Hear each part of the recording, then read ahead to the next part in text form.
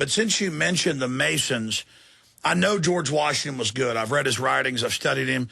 I know many of the founders, about half of them were Masons. But he, before he died, wrote letters. In fact, right after he was president, before he died, about how the Jacobins, the Luciferians, and you can go to the National Archives for listeners. In fact, guys, search later. I know you got a video, but we're about to play, but search George Washington's letters on the Illuminati. We've shown them, but at the National Archives, letter after letter, we must fight the Illuminati. There's no doubt that they are taking over Masonry. And I know Masonry, all technology, all mathematics, all building secrets was highly valuable. So going back to Egypt, it was secret construction guilds of mathematics. That was something that was guarded. But then it works for the globalist aim. If other people say all Masons are Lucifer worshipers, when they're outer Masons or porch Masons, most Masons think 33 degrees is all there is. 33 is honorary. We know it's 360. But humans only go up to a certain point. They have then angels and all these other deities, supposedly, fallen angels on it, and that's been confirmed.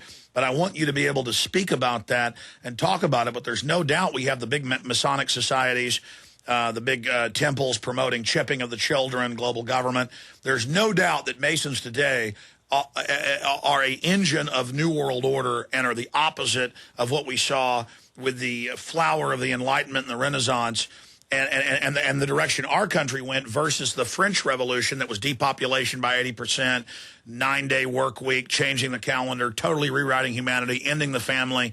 We know everything we see today is that Luciferian system of the Illuminati, which is even in the encyclopedia for folks that don't know it's real. But let's play this clip shot 2 years ago outside a Shriner meeting at a hospital.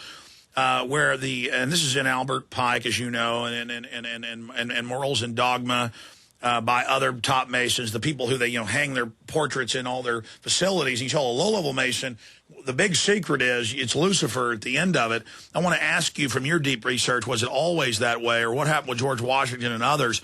But let's play this clip where he talks about how he loves sweet Lucifer. Here it is. Lucifer, what is your problem? Just that, sir. Okay. I'm a Christian, sir. I'm pure and virtuous and wholesome and innocent. How can you say anything bad about me? Sir, you need to be born again. I am born again. Now, did you just say that you were Lucifer? I am Lucifer. Okay, define Lucifer for me. Pure, virtuous, wholesome, innocent individual that's out to help people. Lucifer is? Yeah. Say that again. Lucifer is a pure, holy... Virtuous. Virtuous. Now, is he the Lucifer that God created? That's the same one. Oh, man, this is great. I'm going to put this on the internet. Oh, Amen. God bless you, brother. See, this is what a Mason confesses, is that Lucifer is light. Have you heard it?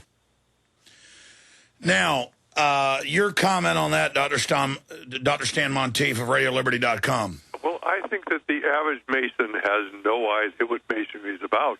But as you get up higher to the higher levels of Masonry, you begin to understand that this is the worship of a different God. And back, if you read Albert Pike's writings in Morals and Dogma, he will tell you that they intentionally deceive the Masons. I mean, they do not want the Masons. They're not worthy of knowing. It's only the elite who will really understand what this is all about. And then, of course, he goes on to talk about Lucifer, the light bearer. Well, here's an example. My dad had a great uncle who was a 33rd degree Mason, and he told him on a hunting trip, because he lived, down the street from him, he told my dad when he was very young, he said, don't join the Masons. So why would an old man tell somebody who truly loves, don't join the Masons? And, of course, why would he do something like that?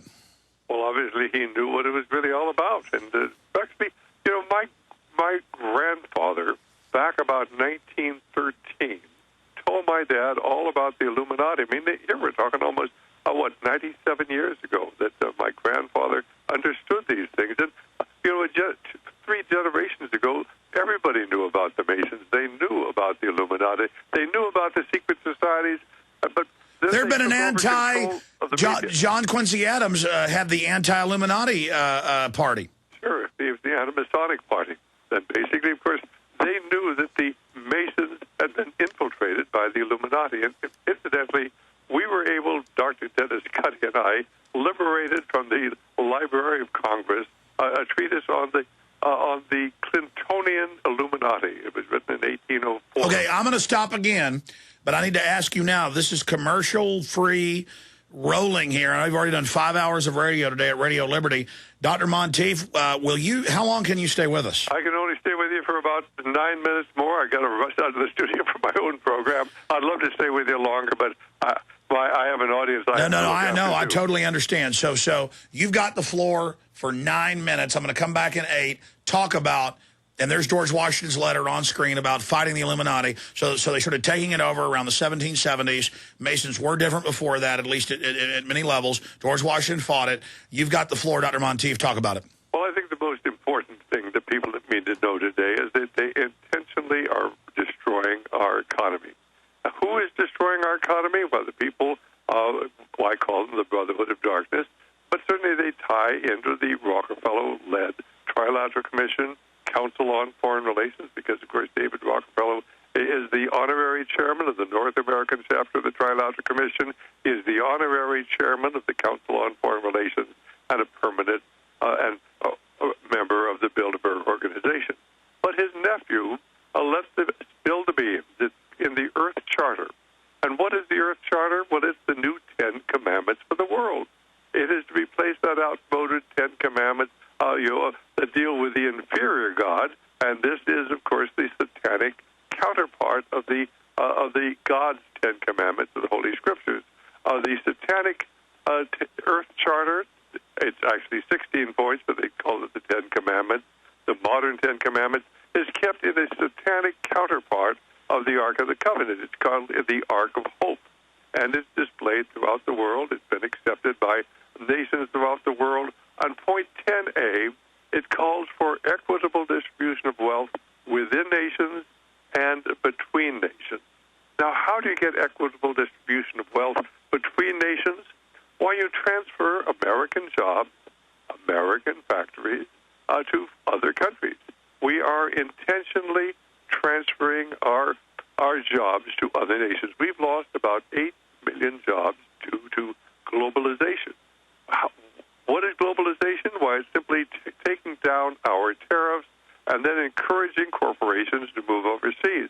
How do they encourage them to go overseas? Why, very simply, they can go to China and get abundant, cheap labor, maybe pay 80 cents an hour, maybe even $1 an hour for a hard-working Chinese person, very industrious. They're glad to have a job at that. Why, we give them special loans to go over there. Why, we give them special corporate tax breaks. So if you move your corporation from the United States to China or to India or Malaysia or Mexico or Brazil, you don't have to pay any corporate taxes. Wouldn't you like to escape the 35% corporate tax in the United States? Well, you can do that if you move overseas and we reward you. You don't have to pay any corporate taxes. The average person doesn't really understand what this is all about. We are actively encouraging people to move overseas. They can get abundant, cheap electricity over there, which we, in many instances, subsidize. In fact, they're building 5 new nuclear reactors over in China with the loans guaranteed by America. The United States is guaranteeing the loans for the building of the nuclear power plants in China so they can supply abundant, cheap electricity to American corporations that move over there.